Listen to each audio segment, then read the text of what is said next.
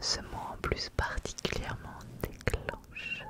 Netflix, Netflix, Netflix, Netflix. Il y aura peut-être des informations que vous connaissez déjà. Cependant, bon, j'ai essayé de trouver des informations assez, voilà, qui changent un peu. Bon, je ne sais pas. Si vous êtes fan de Netflix, il y a forcément des 2-3 informations que vous avez. D'ailleurs, qui a Netflix à la maison parmi vous? Est-ce que toi t'as Netflix? Est-ce que toi t'as Netflix? Est-ce que toi t'as Netflix? Dites-le moi dans les commentaires. Et d'ailleurs, en parlant de commentaires, n'hésitez pas à liker et à vous abonner aussi à la chaîne avant de vous endormir.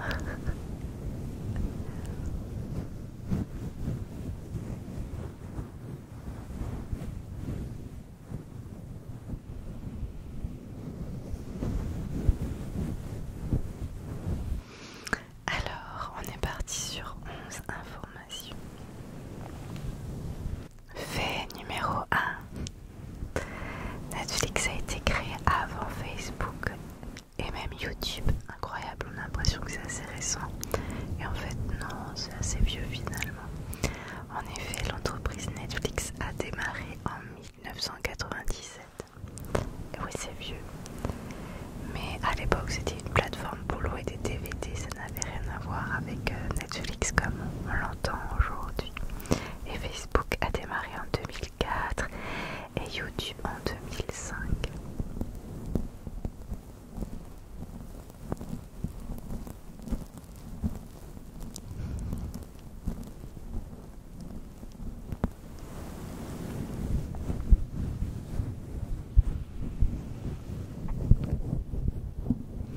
J'en profite pour faire des petits gratouillis parce que je sais que c'est plutôt déclencheur, ça relaxe. Fait numéro 2. Si vous deviez traduire Netflix en français, est-ce que vous savez ce que ça ferait? Ça fait pas foufou en français. Hein. Ça donnerait Web Cinoche. Web Cinoche, Web Cinoche. En vrai, je préfère Netflix. Netflix, Netflix, Netflix. Il y a des choses qui ne doivent pas se traduire finalement, même si j'aime employer des mots français. Moi j'ai Netflix à la maison. J'ai aussi Disney+, Amazon Prime et depuis peu OCS. Trop de choses finalement, trop de choses. Ça fait que j'ai un abonnement tout ça, mais bon. Maintenant je suis mère de famille, donc je sors beaucoup moins le soir. Je me dis que ce que je dépense pas en soirée, ben, je le mets dans des abonnements de plateforme.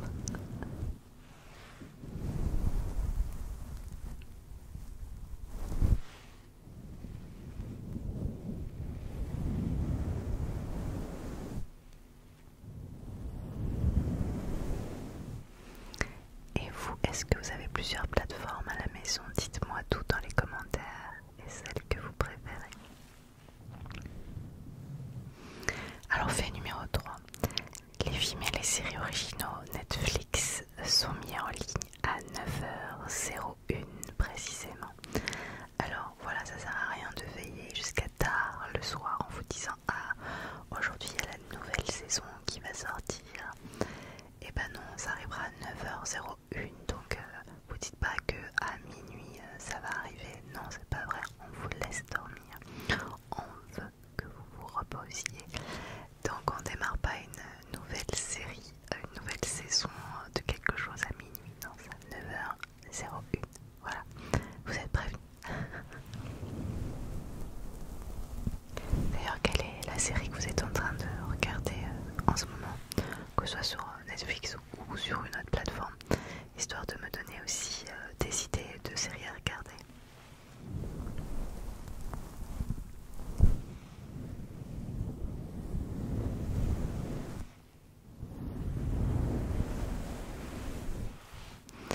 Alors, fait numéro 4. Le son tout doux que produit le logo de Netflix est lui aussi très très populaire. Mais ce Bruni n'a pas été créé numériquement, mais il vient tout droit d'une série culte de la plateforme House of Cards. House of Cards, il est tiré d'une scène de la saison 2 dans laquelle Frank Underwood, joué par Kevin Spacey, tape à 2 reprises sur son bureau ovale. Toudoum.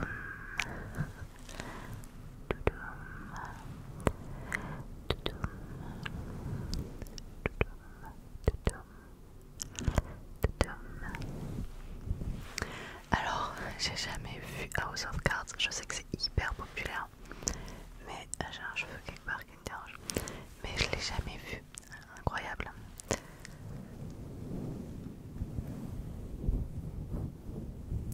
Et en fait, il y a des séries comme ça qui sont cultes que je n'ai pas vues, parce que c'était une époque où je regardais moins les séries, et puis après, comme il y a trop de saisons qui sont sorties, ça me donne pas envie de regarder, parce que je suis aussi occupée le soir pour faire d'autres trucs, mes vidéos, j'écris pour mon blog, et je lis, et du coup j'ai pas tout le temps de regarder une série.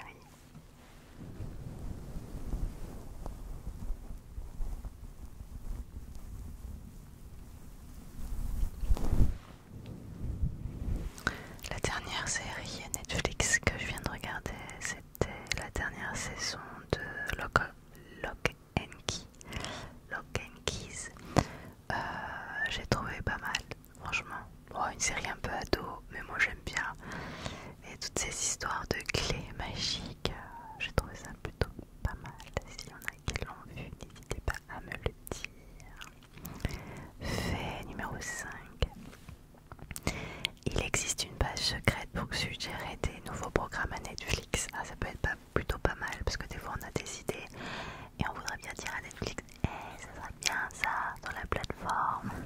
La plateforme précise qu'ils ne peuvent pas répondre individuellement à tout le monde parce que ça leur prendrait trop de temps.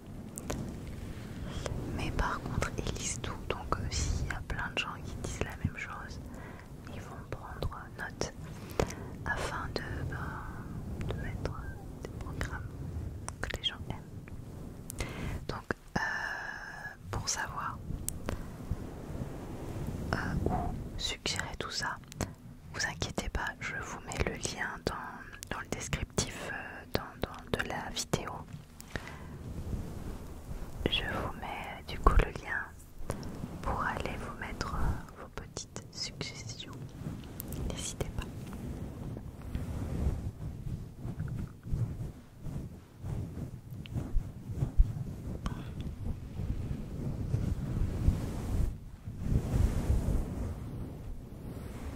Ça me fait penser à la bibliothèque, ils font pareil. On peut écrire sur le site internet de la bibliothèque de chez nous pour dire ce serait bien que vous achetiez ça comme livre. Et comme ça, après les jeter, on peut ensuite les emprunter. Même principe en fait. Fait numéro 6. 41% des personnes qui regardent Netflix ne payent aucun abonnement. 41%, c'est juste énorme en fait quand on y réfléchit parce que ça fait pratiquement une personne sur deux qui ne paye pas son abonnement à Netflix. Moi je le paye et c'est vrai que des fois on a l'impression de payer pour ceux qui ne payent pas parce que ça ne fait qu'augmenter.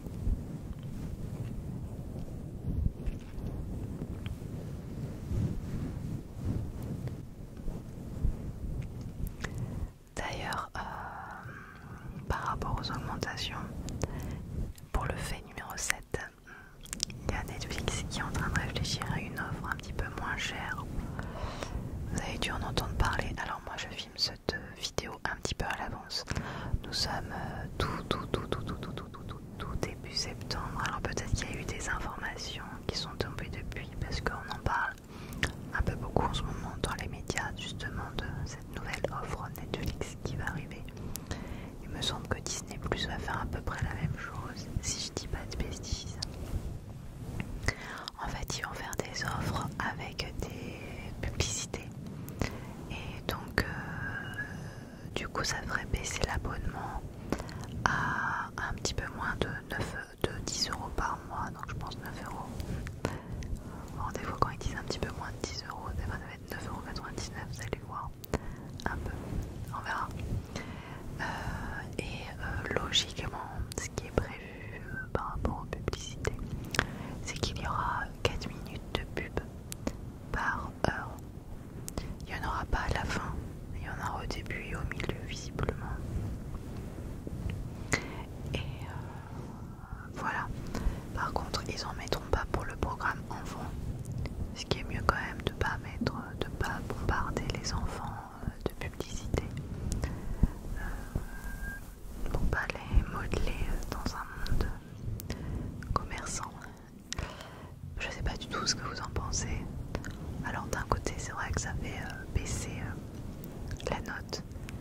c'est un peu gênant aussi de regarder des pubs.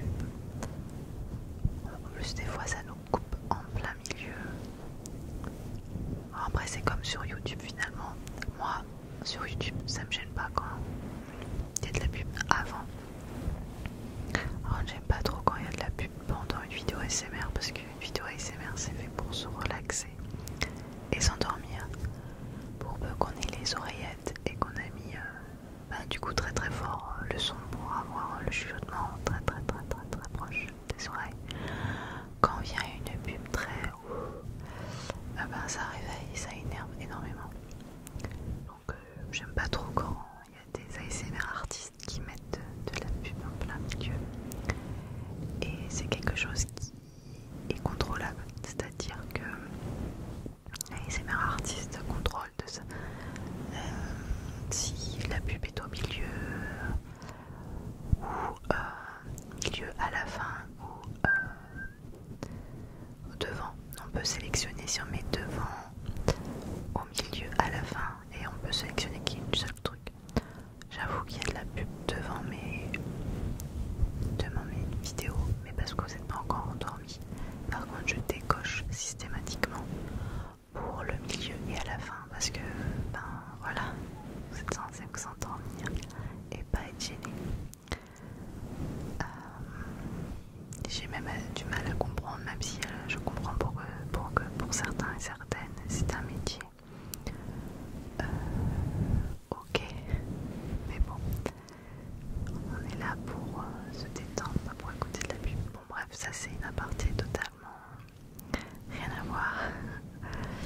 Mais bon, Netflix va faire la même chose, donc je voulais savoir ce que vous en pensez. Après ça peut aussi alléger un petit peu les portefeuilles parce que c'est vrai que quand on est abonné à plusieurs plateformes, à la longue ça commence à faire un peu cher. Et c'est pas mal de pouvoir baisser quelques euros.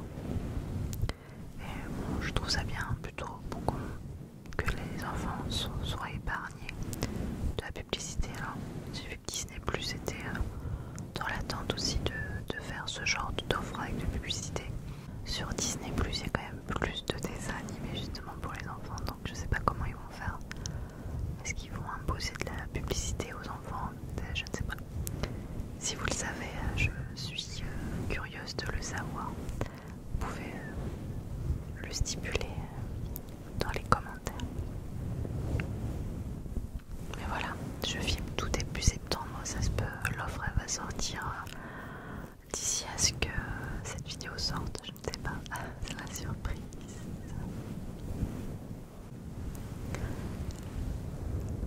Fait numéro 8. À votre avis, quelle est la série la plus vue sur Netflix? Eh ben non, c'est même pas Stranger Things. Je pensais qu'avec la nouvelle série, la nouvelle saison, qui est complètement folle d'ailleurs, avec des épisodes très très longs, c'est vraiment des films à chaque fois, extrêmement bien faits. Je pensais qu'ils allaient détrôner Squid Game. Et non, c'est toujours Squid Game qui est la série la plus visionnée. Bon, c'est fou parce que voilà, c'est même pas américain, on a l'habitude d'avoir des trucs américains en haut des tops. Et là même pas. Alors, quel est votre avis sur Squid Game? Est-ce que vous avez apprécié? J'appréhende un peu la saison 2, je sais pas où ils vont nous amener parce que c'était quand même un travail sur des années, la saison 1, donc est-ce qu'ils vont la refaire juste pour le côté business? J'ai un petit peu peur de ça, j'avoue, sur Squid Game 2. Moi je sais que Squid Game c'est une série que je ne pouvais pas regarder plusieurs épisodes tous les soirs car c'était trop dur. J'ai fait énormément de cauchemars. La période où on a regardé Squid Game, bon, je suis quelqu'un qui fait pas mal de cauchemars de toute façon dans voulu. Mais là, particulièrement avec Squid Game, c'était compliqué. Mes nuits, j'étais un peu terrorisée. Dans c'est très lourd. C'est vraiment pas pour un public jeune. J'étais choquée une fois, j'étais à un salon des jeux de société à Cannes. J'ai vu des gamins 8 ans avec des t-shirts Squid Game. Mais qu'est-ce qu'on regarde ça à 8 ans? Non, je suis pas ok en fait. Enfin, je trouve ça fou. Il y a un temps pour tout. Fait numéro 9. Le pourcentage que tu vois à côté de ta série ou de ton film, ce n'est pas une note, hein, mais c'est le niveau de recommandation selon ton algorithme. Ouais, parce que des fois, quand tu vas regarder sur Netflix, il y a marqué 98% ou 95%. Des fois, tu vois des trucs genre 50%.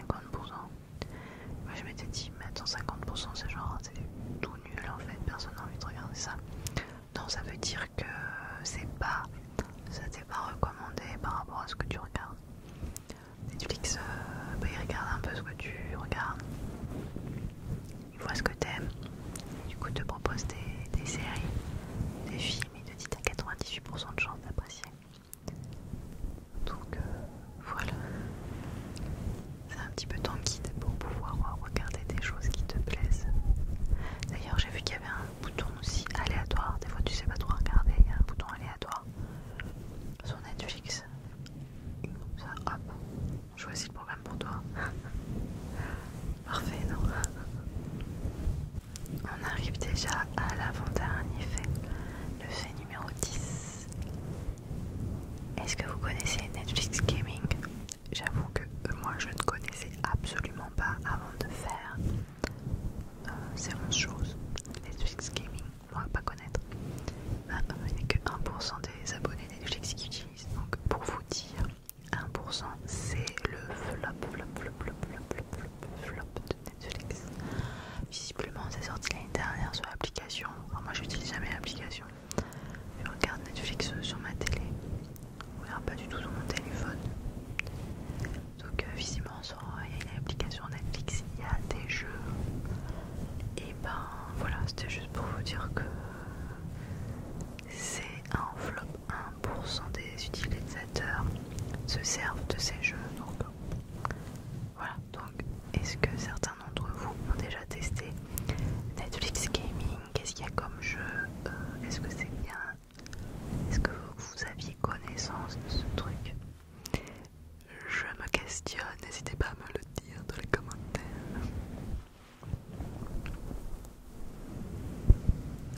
Et pour le dernier fait, on va partir sur des chiffres. Moi j'aime bien les chiffres.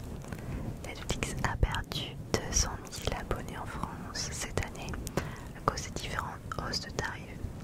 Il y a un moment, c'est vrai, on parle de baisse du pouvoir d'achat, de tout qui augmente, et ben Netflix aussi ça augmente. Bon, malgré tout, il y a 21 millions d'abonnés en France. Et dans le monde, ça fait 222 millions de personnes qui sont abonnées à cette plateforme. 222 millions de personnes, c'est juste complètement dingue.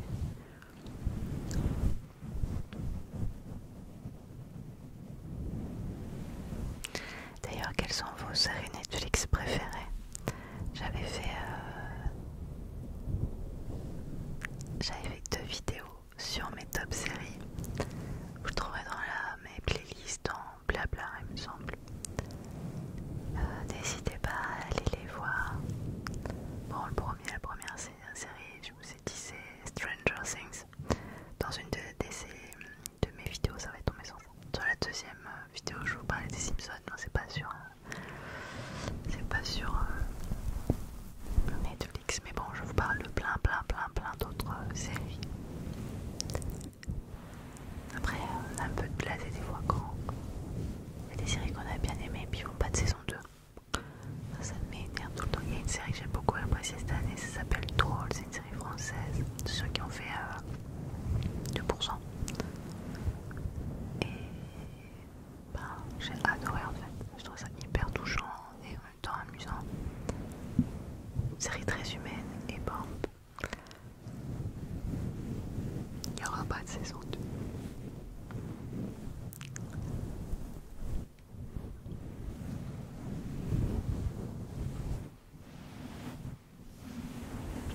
Alors sur Disney+,